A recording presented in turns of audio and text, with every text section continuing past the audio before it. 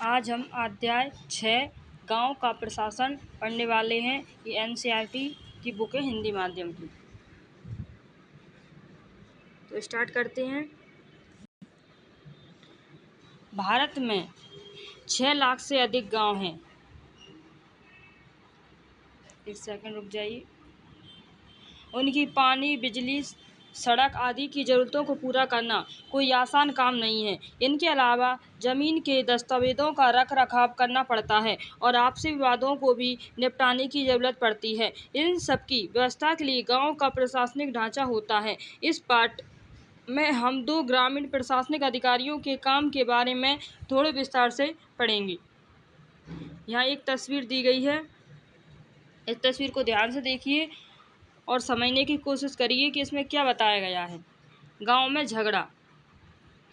मोहन एक किसान है। उसके परिवार के पास थोड़ी सी खेतीहर जमीन है जिस पर वह कई सालों से खेती कर रहा है। उसके खेत से रघु का खेत है। दोनों के खेत एक छोटी सी मेड़ से अलग होते हैं। एक सुबह मोहन ने देखा कि रघु ने मेड़ को थोड़ा आगे बढ़ा दिया है। ऐसा करके उसने मोहन की कुछ जमीन अपने खेत में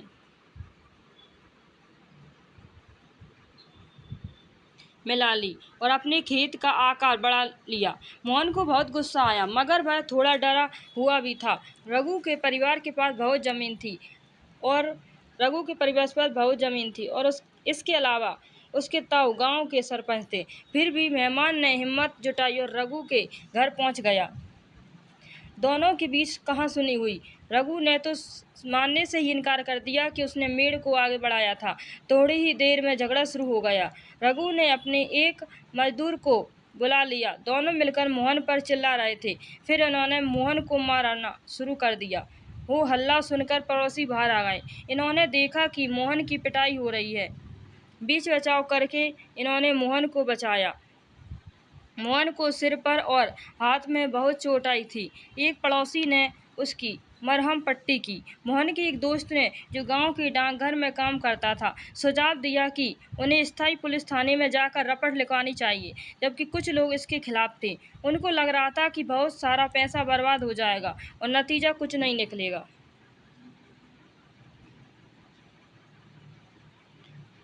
कुछ लोगों ने कहा कि रघु के परिवार वाले तो पहले ही पुलिस थाने पहुंच चुके होंगे। काफ़ी विचार विमर्श के बाद अंततः यह तय हुआ कि जिन पड़ोसियों की आंखों के सामने घटना हुई थी, मोहन उसको लेकर पुलिस थाने जाएगा। पुलिस थाने का क्षेत्र। थाने के रास्ते में एक पड़ोसी ने पूछा, क्यों न हम थोड़ा और पैसा खर्च करके शहर के बड़े थाने चलें। मोहन ने समझाया कि बात पैसे की नहीं है, हम इसी थाने में अपना मामला दर्ज करवा सकते हैं, क्योंकि हमारा गांव इसी के कार्य क्षेत्र में आता है। ये पुलिस थाने का चित्र दिया गया है और इसके ऊपर इसके बारे में विस्तार से लिखा है। हर पुलिस थाने का एक कार्य क्षेत्र होता है जो उसके नियंत्रण में रहता है। लोग उस क्षेत्र में हुई चोरी, दुर्घटना, मारपीट, झगड़े आदि की रपट उसी थाने में लिखवा सकते हैं। ये वहाँ के थानेदार की जिम्मेदारी होती है कि वह लोगों से घटना के बारे में पूछताछ करे, जांच पड़ताल करे और अपने क्षेत्र के अंदर के मामले पर कार्रवाई करे। अगर आपके गांव में चोरी हो जाती है तो आप किस थाने में जाकर अपनी शिकायत करवाएंगी? मोहन और रघु के बीच में किस बात को लेकर विवाद हुआ है? मोहन को रघु से झगड़ा करने में डर क्यों लग रहा था? कुछ लोगों ने कहा कि मोहन को पुलिस थाने में मामला दर्ज करवाना चाहिए, जबकि कुछ ने ऐसा करने से मना किया। लोगों ने अपनी राय के लिए क्या तर्क दिए? पुलिस थाने में होने वाला काम। जब सब लोग पुलिस थाने पहुंचे तो मोहन थानेदार के पास गया और उसे पूरा मामला बताया। उसने ये भी बताया कि वह अपनी शिकायत लिखित रूप से देना चाहता है। थानेदार ने बड़ी बेरुखी से कहा कि उसके पास छोटी छोटी शिकायतों की जांच पड़ताल का समय नहीं है। मोहन ने अपने घाव भी दिखा, लेकिन थानेदार पर कोई असर नहीं हुआ। मोहन हैरान था कि उसकी शिकायत आखिर दर्ज क्यों नहीं की जा रही थी। मोहन बाहर गया और अपने पड़ोसियों को बुलाकर अंदर ले आया। पड़ोसियों ने थानेदार को समझाया कि मोहन को उसकी आंखों के सामने पीटा गया। अगर वे उसे न बचाते तो उसे बहुत ही गंभीर चोट आती। इन्होंने मामला दर्ज करने पर जोर दिया। अंततः थानेदार राजी हो गए। उसने मोहन को अपनी शिकायत लिखकर देने को कहा। थानेदार ने वायदा किया कि अगले दिन एक हवलदार घटना की जांच पड़ताल के लिए उसके यहाँ पहुंचेगा। पुलिस थाने में जो भी हुआ उसे एक नाटक के रूप में दिखाई। फिर ये बताइए कि मोहन थानेदार या पड़ोसियों की भूमिका निभाते हुए आपको कैसा लगा? क्या थानेदार इस स्थिति को किसी अन्य तरीके से संभाल सकता है, जहाँ एक राजस्व विभाग का काम दिया गया है? आपने पढ़ा कि मोहन और रघु में खेत की मेड़ को लेकर जबरदस्त लड़ाई हुई। क्या ऐसा कोई तरीका नहीं था जिससे भाई अपना मामला शांतिपूर्वक सुलझा लेता?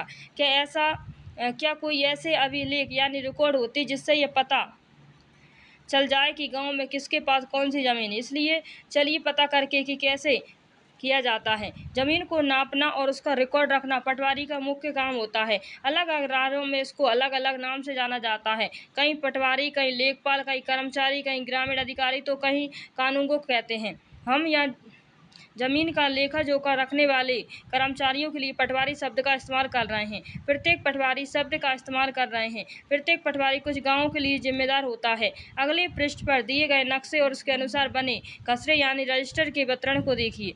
ये पटवारी द्वारा रखा गया गांव के लोगों की जमीन के रिकॉर्ड का एक हिस्सा है। आमतौर पर पटवारियों के पास खेत नापने के अलग अलग तरीके होते हैं। कई जगहों पर ये भाई एक लंबी लोहे की जंजीर का इस्तेमाल करते हैं। इसे जरीब कहते हैं। ऊपर दी गई कहानी में पटवारी मोहन और रघु के खेतों को नापकर एक खेत देख सकता है कि वह गांव के नक्शे में मेल खाता है या नहीं। अगर वह नक्शे से मेल नहीं खाता है तो उसको पता चल जाएगा कि मेड़ खिसरा कर खेत की सीमा बदली गई है। पटवारी किसानों से भूमि कर भी इकट्ठा करता है और सरकार को अपने क्षेत्र में होने वाली फसलों के बारे में जानकारी देता है। ये काम भाई अपने रिकॉर्डों के आधार पर करता है। अगर आप ग्रामीण क्षेत्र में रहते हैं तो पता कीजिए आपके क्षेत्र का पटवारी कितने गांवों के लिए जमीन के अभिलेख रखता है। गांव के लोग पटवारी से कैसे संपर्क कर सकते हैं?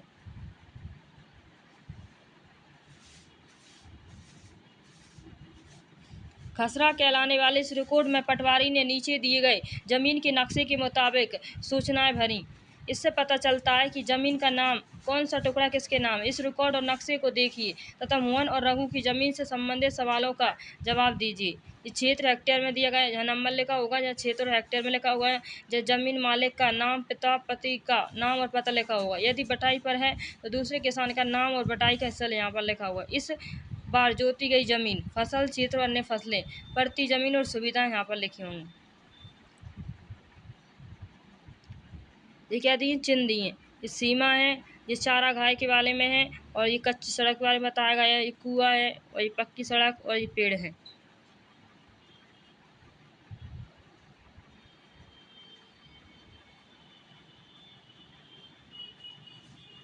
ये नक्शा दिया है।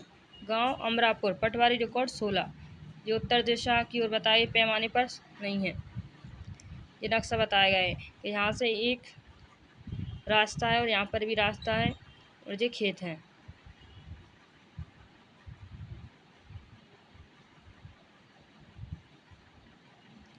किसानों को अक्सर अपने खेत के नक्शे और रिकॉर्ड की ज़रूरत पड़ती है। इसके लिए उनको कुछ शुल्क देना पड़ता है। किसानों को अपनी नकल का अधिकार है। हालांकि कई बार उनको ये रिकॉर्ड आसानी से नहीं मिलते। लोगों को उसको हासिल करने में कई मुश्किलों का सामना करना पड़ता है। कई राज्यों में ये सारे रिकॉर्ड कंप्यूटर में डालकर पंचायत के दफ्तर में रख दिए गए हैं ताकि वे आसानी से लोगों को उपलब्ध हो सकें और कई सूचनाओं के अनुसार नियमित रूप से दुरुस्त होते रहे हैं। आपको क्या लगता है कि किसानों को इस रिकॉर्ड की ज़रूरत कब पड़ती होगी? नीचे दी गई स्थितियों को पढ़िए और उन मामलों को पहचानिए जिनमें ज़मीन के रिकॉर्ड अनिवार्य होते हैं। ये भी बताइए कि वे किस लिए ज़रूरी हैं। एक किसान दूसरे किसान से ज़मीन खरीदना चाहता है। एक किसान अपनी फसल दूसरे को बेचना चाहता है। एक किसान को अपनी ज़मीन में कुआं खोदने के लिए बैंक से कर्जा चाहिए। एक किसान अपने खेतों के लिए खाद खरीदना चाहता है। एक किसान अपनी ज़मीन अपने बेटियों को देना या बांटना चाहता है। और इसलिए ज़रूरी है कि भाई आपको समय समय पर दुरुस्त करता रहे कि किसान कई बार फसल बदल देते हैं और कुछ और उगाते लगते हैं या कुछ कहीं कुआं खोद लेता है। इन सब का हिसाब रखना सरकार के राजस्व विभाग का काम होता है। इस विभाग के वरिष्ठ लोग इस काम का निरीक्षण करते हैं। भारत में सभी राज्य जिलों में बटे हुए होते हैं। जमीन से जुड़े मामलों की व्यवस्था के लिए इन जिलों को और भी छोटे खंडों में बांट दिया जाता है। जिले के उपखंडों को कई नामों से जाना जाता है, जैसे तहसील, तालुका इत्यादि। सबसे ऊपर जिला अधिकारी होता है और उसके नीचे तहसीलदार होते हैं। उन्हें विभिन्न मामलों को निपटाना होता है। वे पटवारी के काम का निरीक्षण करते हैं और यह सुनिश्चित करते हैं कि रिकॉर्ड सही ढंग से रखे जाएं और राजस्व विभिन्न तरह के कर इकट्ठा होता रहे। वे यह भी देखते हैं कि किसानों को अपने रिकॉर्ड की नकल आसानी से मिल जाए। वे विद्यार्थियों को जरूरत पड़ने पर जाति प्रमाण पत्र आदि भी जारी करते हैं। तहसीलदार के दफ्तर में जमीन से जुड़े विवाद के मामले सुने जाते हैं। एक नया कानून हिंदू अधिनियम धारा 2005 में आया था। जब हम उन किसानों के बारे में सोचते हैं जिनके पास जमीन है, तो आमतौर पर हमारे ध्यान में पुरुष होते हैं। महिलाओं की हैसियत खेतों के काम में एक मददगार भर की मानी जाती है। उनके बारे में जमीन के मालिक के रूप में कभी कहीं सोचा नहीं जाता। अभी तक कई राज्यों में हिंदू औरतों की परिवार की जमीन में हिस्सा नहीं मिलता था। पिता की मृत्यु के बाद जमीन बेटों में बांट दी जाती थी। हाल ही में ये कानून बदल गया है। नए कानून के मुताबिक हिंदू परिवार में बेटों, बेटियों और उनकी मां को जमीन में बराबर हिस्सा मिलता है। यह कानून सभी राज्यों और केंद्र शासित प्रदेशों में भी लागू होगा। इस कानून से बड़ी संख्या में औरतों को फायदा होगा। उदाहरण के लिए, सुधा एक खेतिहर परिवार की सबसे बड़ी बेटी है। वह शादीशुदा है और उसके पास के गांव में रहती है। अपने पिता की मृत्यु के बाद सुधा अक्सर खेती के काम में मां का हाथ बटाने आती है। उसकी मां ने पटवारी से कहा कि जमीन पर अब बेटे के साथ साथ उसका और उसकी दोनों बेटियों का नाम भी रिकॉर्ड में आ जाए। सुधा की मां बड़े आत्मविश्वास के साथ छोटे बेटे और बेटी की मदद से खेती का काम संभालती है। सुधा भी इसी निश्चितता में जी रही है कि जरूरत पड़ने पर वह अपने हिस्से की जमीन से काम चला सकती है। एक चित्र दिया गया है जहाँ पर एक बिटिया की चाह के लिए कविता लिखी गई है, आप जरूर सुने। एक बिटिया की चाह, विरासत में मिला ये घर, पापा को अपने से यही घर मिलेगा, मेरे भैया को मेरे पिता से, पर मैं और मेरी माँ हमारा क्या। बता दिया गया है मुझे पिता के घर में हिस्से की बात, औरतें नहीं किया करती, लेकिन मुझे चाहिए एक घर अपना, बिल्कुल मेरा अपना, नहीं चाहिए दहेज में रेशम और सोना। एक कविता एक बिटिया की चाह है। एक सार्वजनिक सेवाएं, एक सर्वेक्षण।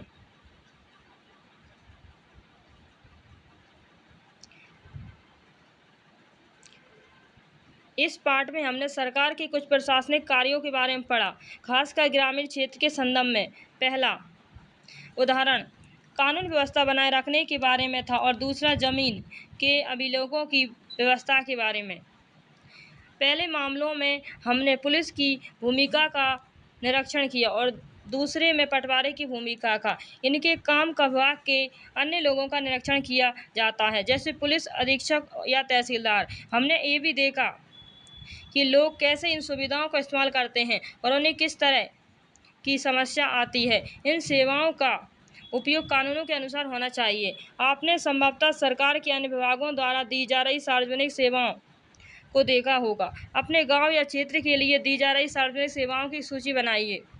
दुर्ग उत्पादन समिति, राशन की दुकान, बैंक, पुलिस थाना, बीज और खाद के लिए कृषक समिति, डाक बंगला, आंगनबाड़ी, बालगाड़ी, सरकारी स्कूल, प्रशासनिक, स्वास्थ्य केंद्र, अस्पताल इत्यादि। 3 सार्वजनिक सेवाओं पर जानकारी इकट्ठा कीजिए और अपनी अध्यापिका के साथ चर्चा कीजिए कि इनकी कार्यप्रणाली में कैसे सुधार किया जा सकता है। आपके लिए एक उदाहरण आगे दिया जा रहा है।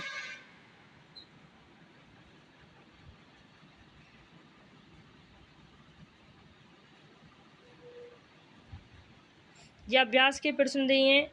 पुलिस का क्या काम होता है, पटवारी के 2 काम लिखिए, तहसीलदार का क्या काम होता है। ये एक सार्वजनिक प्रश्न है, इसका उत्तर आपको इस बुक को पढ़ने के बाद मिल जाता है। धन्यवाद। हमारे चैनल से जुड़े रहिए और हमारे चैनल को सब्सक्राइब कीजिए, बेल आइकन को प्रेस कीजिए ताकि आने वाले वीडियो का नोटिफिकेशन आप तक पहुंच सके।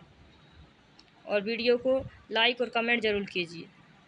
Thank you.